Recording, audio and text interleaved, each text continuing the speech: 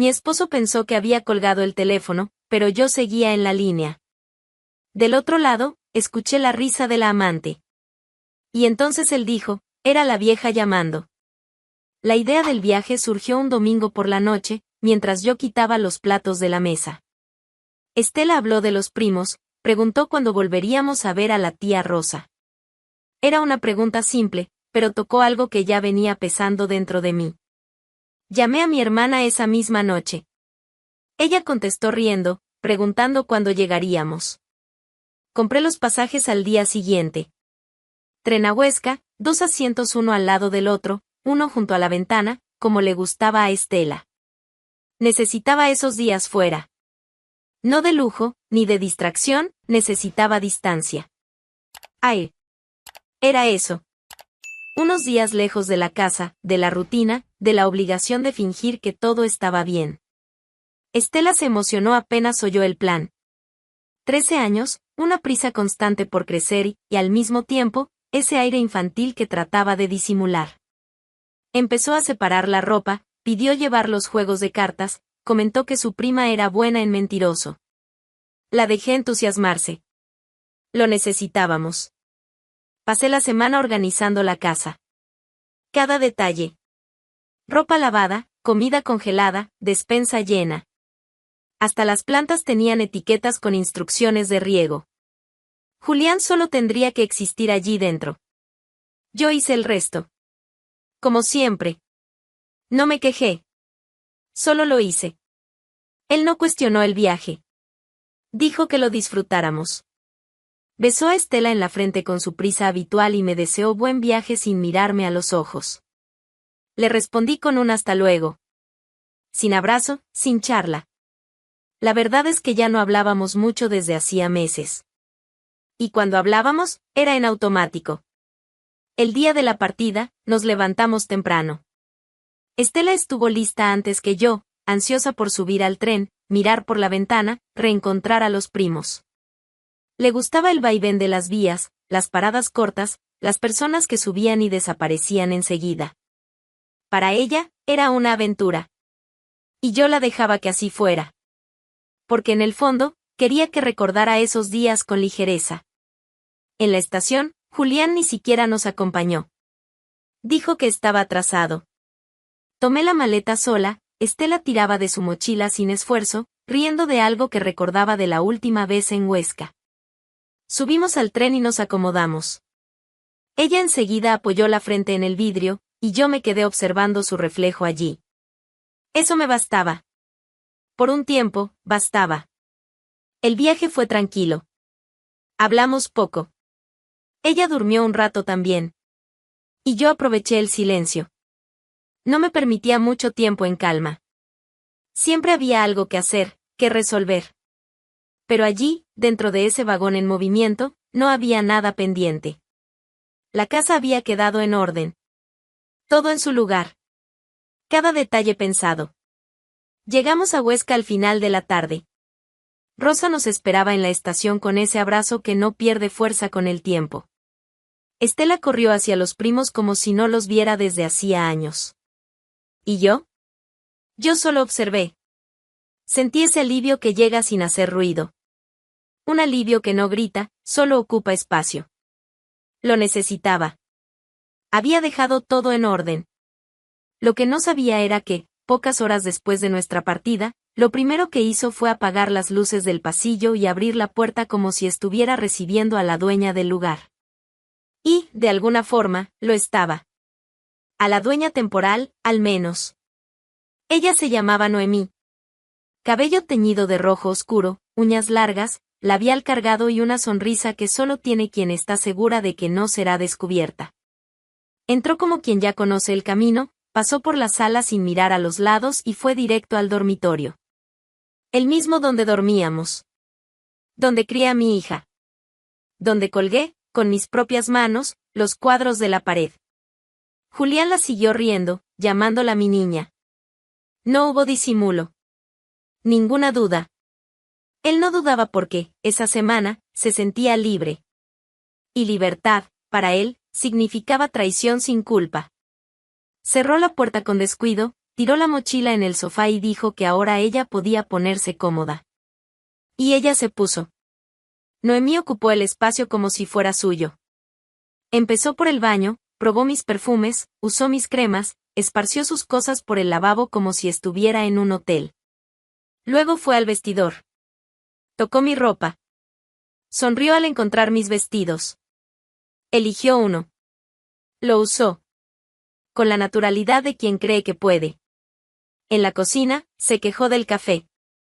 Dijo que yo compraba todo sin gracia. Julián rió. En la mesita de noche quedó mi alianza. Olvidada ahí días antes. Noemí la vio. La tomó. Se la puso. Jugó a girarla, como niño que juega con un juguete ajeno. Julián lo encontró divertido. Dijo que ella combinaba más con esa cama que yo. Se rieron de eso. Rieron con ganas. Ella se bañó con mi jabón, se puso mi bata, caminó descalza por la casa como si los cuartos hubieran sido construidos para ella. ¿Y él? A él le gustaba. Lo alimentaba. Decía que conmigo todo era muy serio, muy callado. Que allí, con ella, la casa tenía vida. Palabras de él. Noemí hablaba alto, cantaba desafinada, se reía de la decoración como si fuera una broma privada. Dijo que mis cuadros eran tristes. Que mis portarretratos eran cursis. Que la sala parecía de señora vieja. Y Julián estuvo de acuerdo. De acuerdo como quien nunca compartió ese espacio conmigo. Mi ausencia le dio libertad a lo que ya venía ocurriendo desde hacía meses. Solo esperaban el momento justo. Y ahora lo tenían. Usaron cada segundo. Era final de tarde en Huesca. La lluvia golpeaba suave en la ventana, y dentro de la casa mi hermana servía té mientras los niños terminaban otra partida de cartas. Estela estaba radiante. Le ganó a su prima mayor por primera vez y quiso contarme cada jugada como si hubiera ganado un torneo nacional. «Contale a papá, mamá», dijo, emocionada. Se va a reír cuando sepa que Cata perdió. Sonreí. Y, por primera vez en esa semana, tuve ganas de llamar. No por nostalgia romántica. Sino por rutina, por costumbre. Por querer compartir algo común. Tomé el celular, fui al cuarto y marqué. Él atendió rápido, pero la voz no tenía ninguna alegría. Ningún rastro de sorpresa. «Hola», dijo, seco. Estela ganó en el mentiroso, dije, intentando iniciar una conversación. Fue una partida divertida. Cata cayó redondita. Ajá. Qué bien, respondió. Silencio. ¿Estás ocupado? Sí, sí lo estoy. Hablamos después, ¿vale? Y colgó. Solo que no colgó. La llamada seguía activa. Por reflejo, miré la pantalla del celular. Seguía en llamada.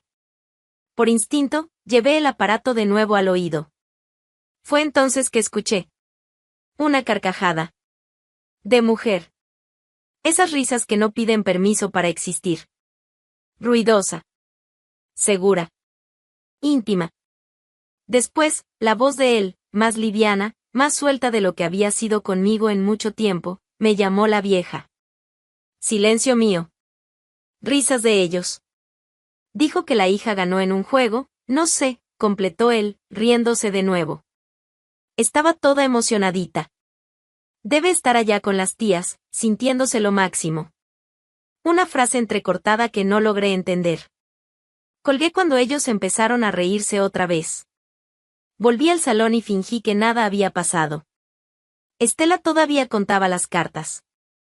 Mi hermana hablaba de un libro. Los primos reían alto. ¿Y yo? Yo solo miraba.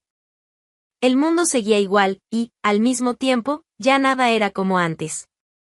Solo entendí lo que tenía que hacer. En mi cabeza, una frase se repetía con claridad, me llamó la vieja. Esa fue la frase que selló todo. El desprecio, la burla, la certeza de que yo nunca estuve ausente. Me sacaron. Me expulsaron de mi propia casa con una risa ahogada y una frase idiota dicha en altavoz por azar. Volví 2 días antes de lo previsto. No avisé a nadie, ni hacía falta. Compré 2 pasajes para el primer horario disponible y solo le dije a Estela que habíamos adelantado la vuelta. Le dije que había olvidado un compromiso, y ella aceptó sin preguntar. La confianza entre madre e hija es una cosa práctica, si yo digo, ella cree. Y punto. Al llegar a la ciudad, llamé a Mireia. Le pedí que se quedara con Estela por unas horas. Es algo rápido, le dije. Ella lo entendió de inmediato. Una amiga de verdad reconoce el tono. Y sabe que cuando hablo poco, es porque hay demasiado ocurriendo. Dejé a Estela con ella y fui a casa. Sin maquillaje, sin escándalo, sin aviso.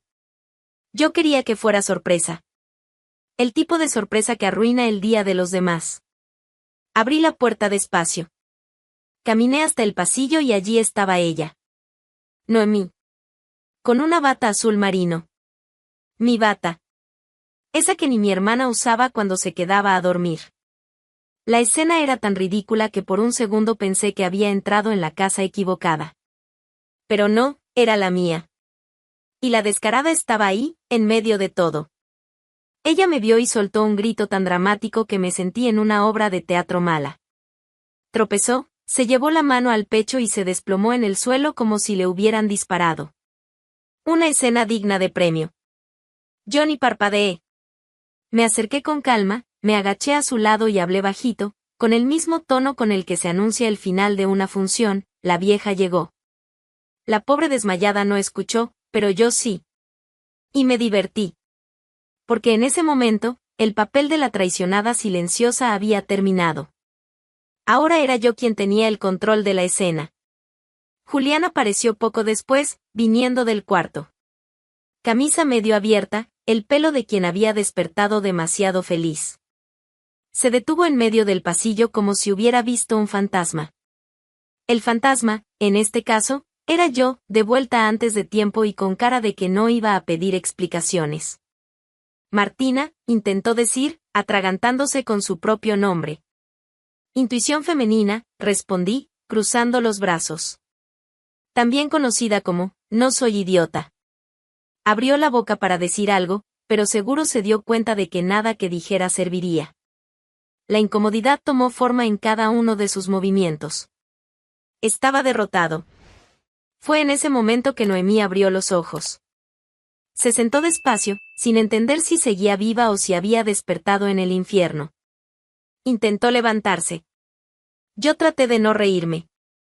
Dijo algo, pero levanté la mano, como quien manda callar con educación. Quédate con la bata, querida. Ya está usada. No quiero nada que haya pasado por este circo. Ella miró al suelo, luego a Julián, luego a mí, y salió caminando rápido, tropezando con su propia vergüenza. Ni siquiera cerró la puerta. ¿Vas a querer decir algo más?, pregunté. Él negó con la cabeza lentamente, como si acabara de entender que su suerte se había acabado junto con el vino barato que debieron tomar en mi copa. Llamé a Mireia enseguida. Le dije que podía traer a Estela. No preguntó nada. Solo respondió con un ya voy y colgó. Una amiga de años entiende las pausas. Y las respeta. Mientras esperaba, me senté en el sillón del salón. El de siempre. El silencio era otro ahora, ya no el de la traición, sino el del ajuste de cuentas. Julián deambulaba por la casa como un huésped que había perdido la llave de su cuarto. Trataba de mirarme, pero desviaba la vista. Abrió la boca 2 veces, pero no dijo nada. Mejor así. Cuando ella llegue, tú se lo vas a contar, le advertí, mirándolo directamente. No voy a hacer discursos. Solo quiero la verdad. Sencilla. En tu voz. Él tragó saliva. Luego asintió, como quien acepta una sentencia. Me levanté y fui al pasillo. Tomé el abrigo de Estela, lo doblé y lo dejé en el brazo del sofá. Todo estaba listo. Mireia llegó poco después, con Estela sonriendo, cargando la mochila. Traía la energía de quien no tiene idea de lo que va a encontrar. «Hola, papá», dijo emocionada, corriendo a abrazarlo.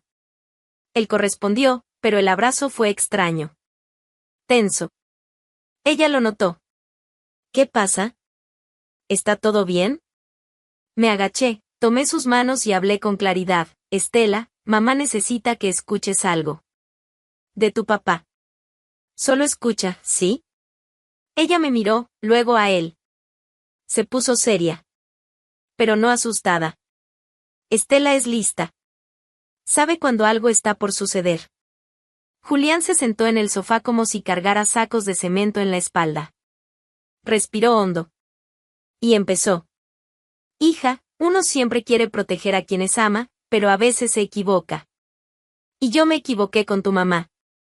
Me equivoqué feo. Silencio. Yo no lo ayudé. Ni lo interrumpí. Yo fui infiel. Con otra mujer. Aquí, en nuestra casa. Estela abrió los ojos con sorpresa, pero no dijo nada. Lo miró con una mezcla de asombro y análisis. Parecía más madura que los dos juntos. Te pido perdón, continuó él. Tu mamá no lo merecía. Y tú tampoco. ¿Todavía estás con ella? Preguntó Estela, directa. No, respondió él, en voz baja. Ya no. Ella asintió. Y fue ahí que me levanté. No voy a gritar, dije. No voy a llorar. Esto no es una novela. Pero lo que no voy a permitir es fingir que no pasó nada. Esta es la verdad. Y tenía que ser dicha. Julián intentó tomar mi mano. Me aparté con un gesto. No hay segunda oportunidad, continué. Esto no fue un tropiezo, fue una elección. Y como toda elección, tiene consecuencias. Él intentó justificarse, balbuceando, fue un momento, me sentía distante, tú. Levanté la mano otra vez. No me interesa. Ya pasamos la fase de las explicaciones. Ahora es el momento de las consecuencias. Lo miré, firme. Ahora, despídete de ella. Él miró a Estela. La voz se le quebró, pero esta vez dejé que hablara. Te amo, hija. Nunca lo olvides. Ella no respondió. Solo lo miró. Una mirada que no juzgaba, pero pesaba. Él bajó la vista. Se levantó despacio. Tomó dos maletas que estaban en el pasillo. Salió sin dar un portazo. Sin mirar atrás. Cerré la puerta con calma. Miré a Estela. Ella seguía allí, parada, como si estuviera terminando de armar un rompecabezas. Le tomaría tiempo entender todo.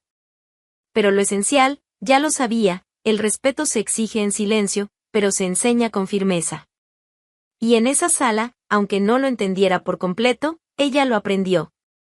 La separación fue más simple de lo que imaginé. Sin peleas judiciales, sin disputas por objetos o propiedades. Julián aceptó todo. O mejor dicho, entendió que no tenía alternativa.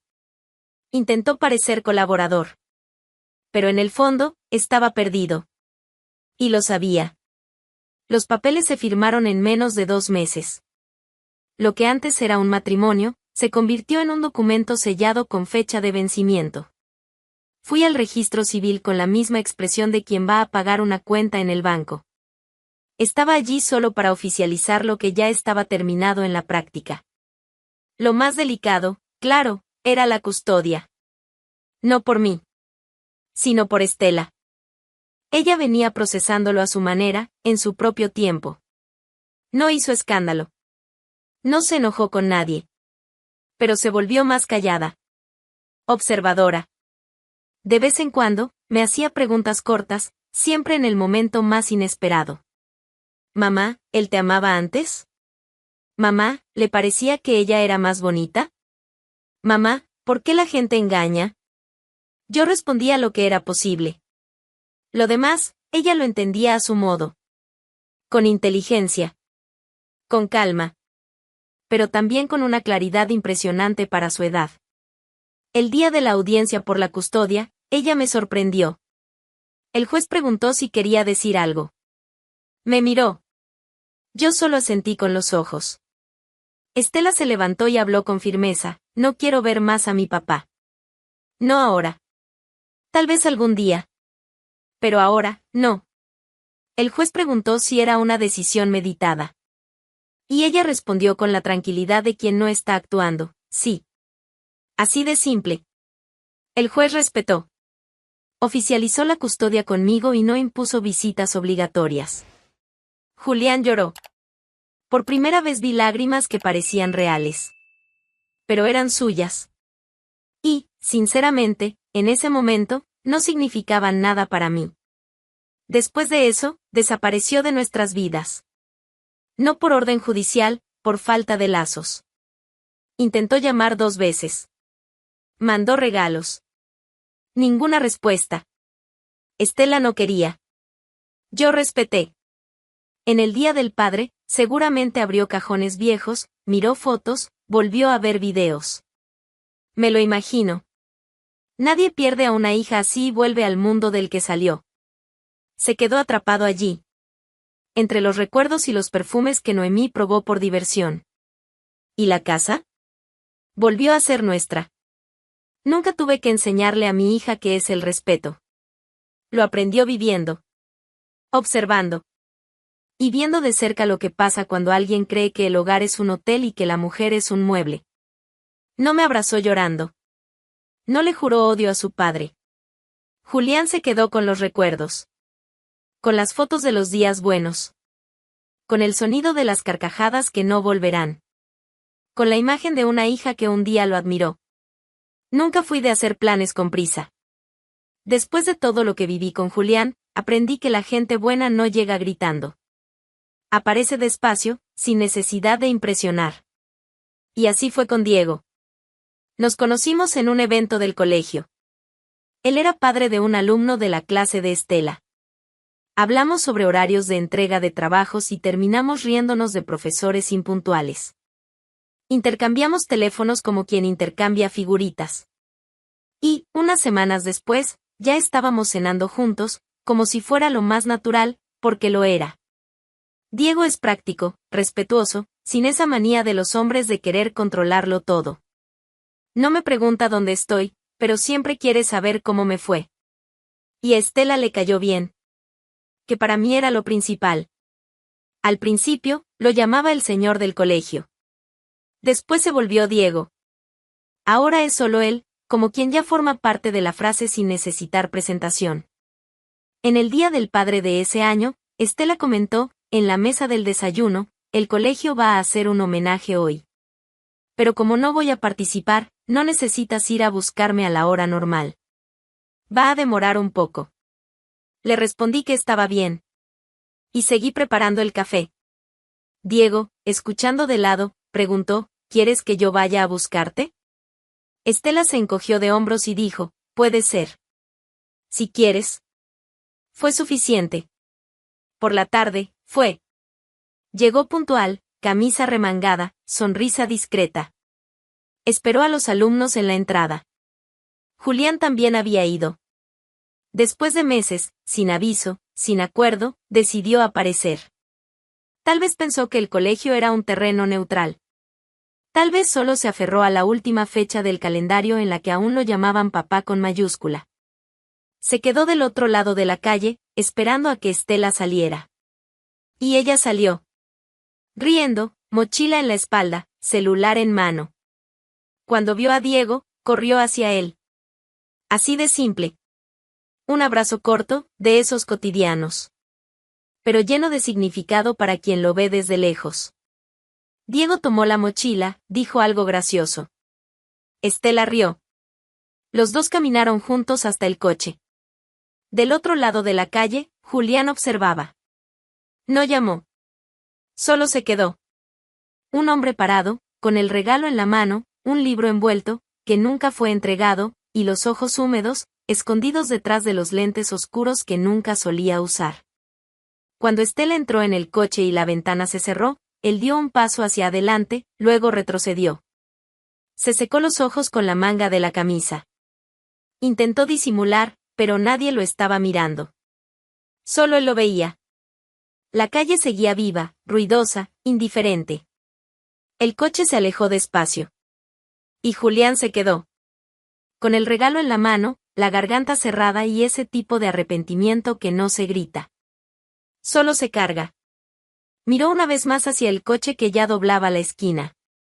No había rabia, ni desesperación. Solo la expresión de quien entendió, demasiado tarde, que no perdió solo a una mujer, sino la confianza de una hija. El regalo nunca fue entregado. El hombre que un día salió por la puerta diciendo esto no significa nada, ahora lloraba en la acera por algo que lo significaba todo. Y nadie necesitó decir una palabra. Él pensó que era solo otra mentira. Pero ella oyó todo. Volvió. Y lo sacó de su propia casa. Ahora dime, en su lugar, ¿tú harías lo mismo? Comenta aquí abajo y suscríbete al canal. Aquí, una buena historia nunca termina en silencio.